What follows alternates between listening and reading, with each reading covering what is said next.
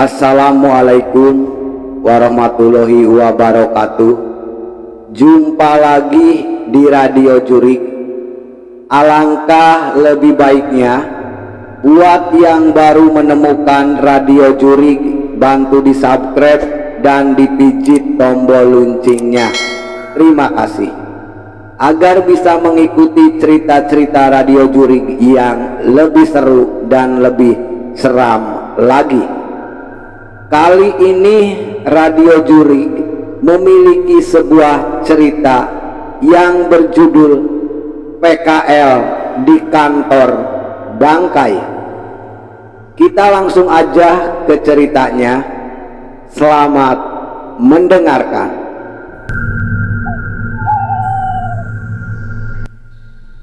Ada yang janggal dari kantor ini. Apa yang terjadi di masa lalu merubah tempat ini menjadi sarang untuk mereka yang tak kasat mata. Ada alasan kenapa cerita ini baru diceritakan. Beberapa kisah di cerita ini mungkin cukup sensitif sehingga narasumber enggan untuk menceritakan ini sebelumnya.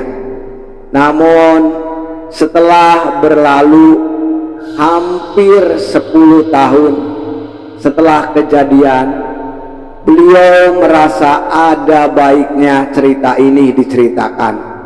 Mungkin ada hikmahnya dan pelajaran dari cerita yang dialami bersama teman Radio Jurik.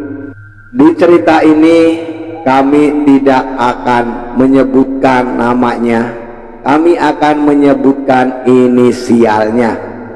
Detail lokasi dan hal yang berpotensi sensitif akan kami samarkan di cerita ini.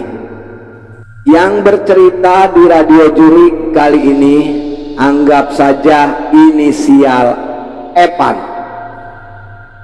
Gua bakal lupa waktu itu habis istirahat. Gua ke kamar mandi di dekat gudang belakang. Waktu mau masuk, aku kira itu cuma bau bangkai binatang. Pas masuk ke dalam, di sana ada mayat manusia yang badannya gosong, nyangkut di sekat pemisah kamar mandi. Sialnya, habis itu kepalanya putus, jatuh ke lantai dan ngelihatin aku. Inisial Ari sempet ketiduran dan enggak sengaja di lantai 2 sampai jam 7 malam. Pas kebangun dikira masih sore dan masih pada kerja. Nggak taunya pas ngecek ke ruangan admin, itu yang di ruangan bentuknya pada berantakan. Ada yang di meja merayap di langit-langit, ada yang jalan, ada yang jilatin sepatu Mbak Rima juga. Inisial Surya, aku nggak sengaja menendang sesajen di bawah tangga. Pulangnya pas sampai rumah, kamar aku benar-benar bau nggak enak. Pas tengah malam nggak sengaja kebangun, tiba-tiba ada perempuan berdiri di depan kasur aku. Dia tertawa tapi nggak ada suaranya. Pas tahu dia nggak punya muka, aku langsung cabut dari kamar tersebut, lari terbirit-birit. Itu adalah kalimat pertama yang mereka ucapkan saat saya bertanya, seseram apa sih kejadiannya? Tapi itu hanya sekilas.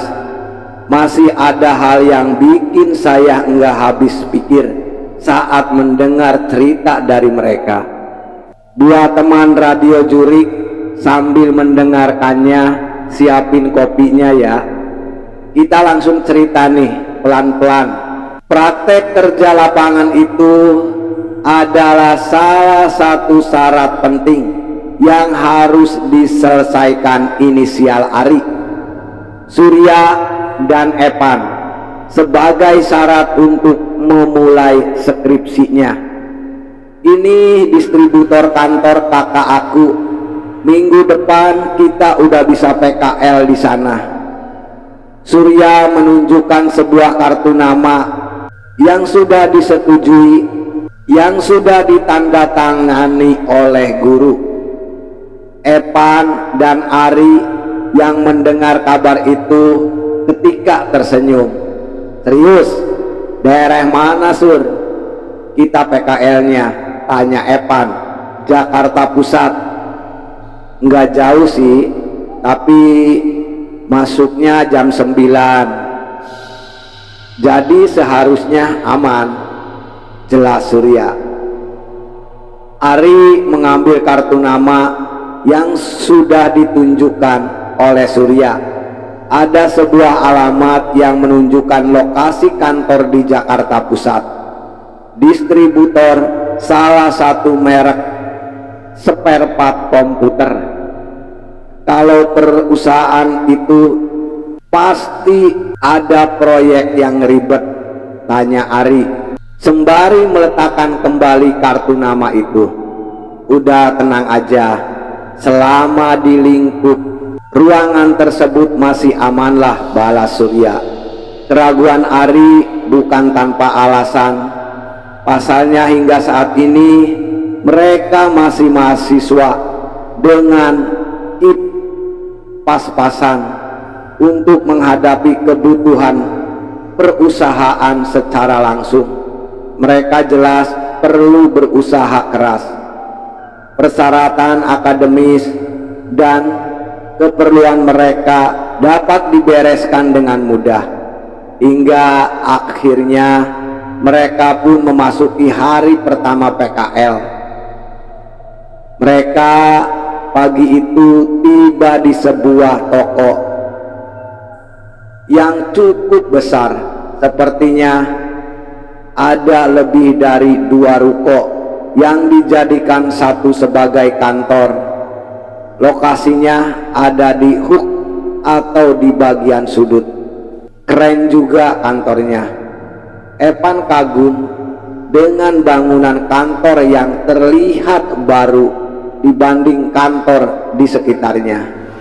Iya sih, tapi lihat deh ruko-ruko yang lain, kata Ari sembari menengok ke ruko di sekitarnya. Walau kantor itu bangunan baru dan terawat, ruko-ruko di sekitarnya masih berupa bangunan lama. Bahkan ada ruko yang terbengkalai dengan kondisi mengenaskan. Jendelanya sudah pecah dan bangunannya tidak tertutup apapun. Udah nggak usah mikirin aneh-aneh, ayo masuk, ajak Surya. Pagi itu kedatangan mereka sudah ditunggu oleh Pak Fitri, supervisor yang merupakan kenalan dari kakaknya Surya. Ia pun memperkenalkan mereka bertiga dengan karyawan kantor yang jumlahnya sekitar 20 orang. Untuk divisi IT sendiri terdapat 3 karyawan, Pak Fitri sebagai supervisor, Mbak Rina sebagai database spesialis, dan Mas Gilang supervisor. Walau mereka punya job masing-masing, mereka mengaku sering melakukan pekerjaan di luar ranahnya. Mereka memulai dengan berkenalan dan mencari tahu tentang sistem yang digunakan oleh perusahaan tersebut. Ada kebutuhan sistem database yang mungkin bisa disempurnakan oleh mereka. Saat sedang memperhatikan alur konsumen di ruang tunggu, tiba-tiba mereka melihat seseorang berlari dengan terburu-buru keluar dari kantor. Ari pun penasaran. Ia mengintip orang itu melalui pintu kaca dan mendapati orang itu muntah-muntah di luar kantor. Ia menoleh ke arah kantor dengan wajah pucat, seolah-olah takut akan ada sesuatu. Gua enggak mau ke dalam lagi, kata perempuan itu. Kenapa sih? Lu sakit? Tegur temannya. Perempuan itu tidak menjawab dan hanya kembali menatap kantor dengan ngeri. Ayo masuk, jangan nunggu di luar. Di sini daerah rawan tahu. Enggak mau gua, enggak bisa. Emang kenapa? Di dalam kenapa? Bau bangkai. Teman perempuan itu memijit bahunya. Ari pun mencoba mencium udara di sekitarnya dan tidak merasakan bau apapun. Tapi tidak dengan teman dari wanita itu. Ia seolah mengerti maksudnya. Ya udah, aku bayar dulu ya, ucapnya sambil kembali ke dalam. Ari masih penasaran dengan perempuan itu, namun pekerjaannya membuat harus kembali fokus. Tapi saat akan kembali naik ke atas, tiba-tiba Ari mencium sesuatu. Aroma dupa.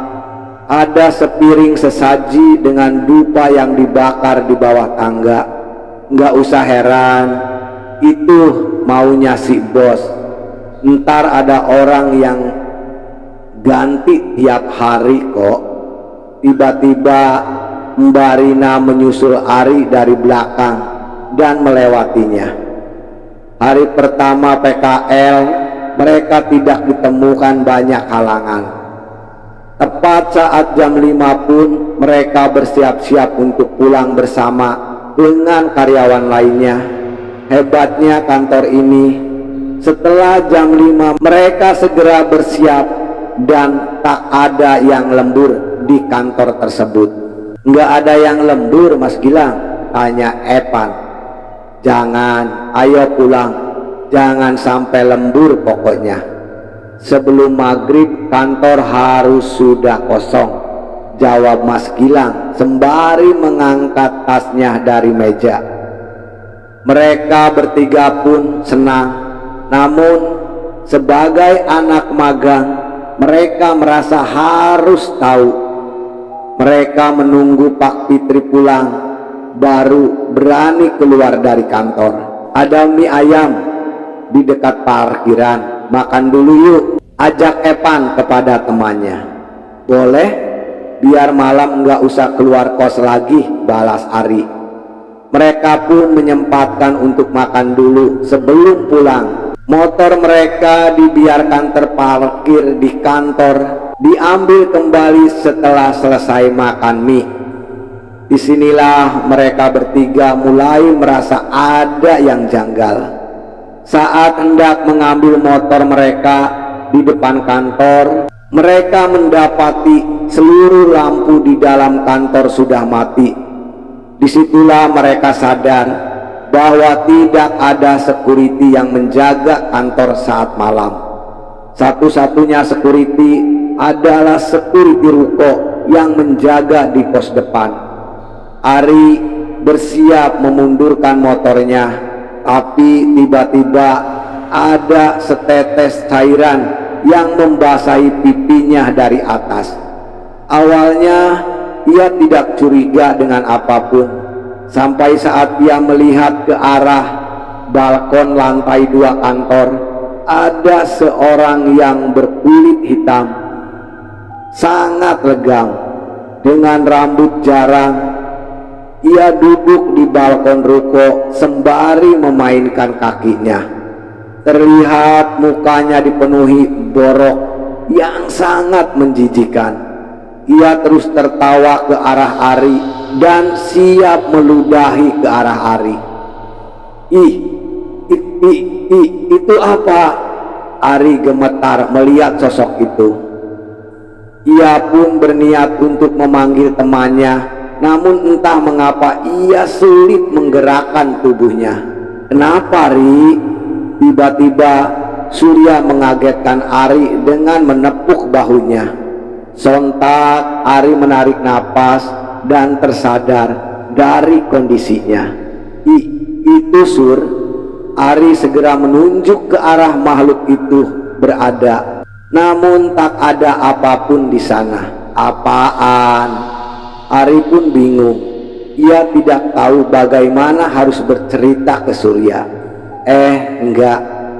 Ari pun kembali memundurkan motornya dan menaikinya.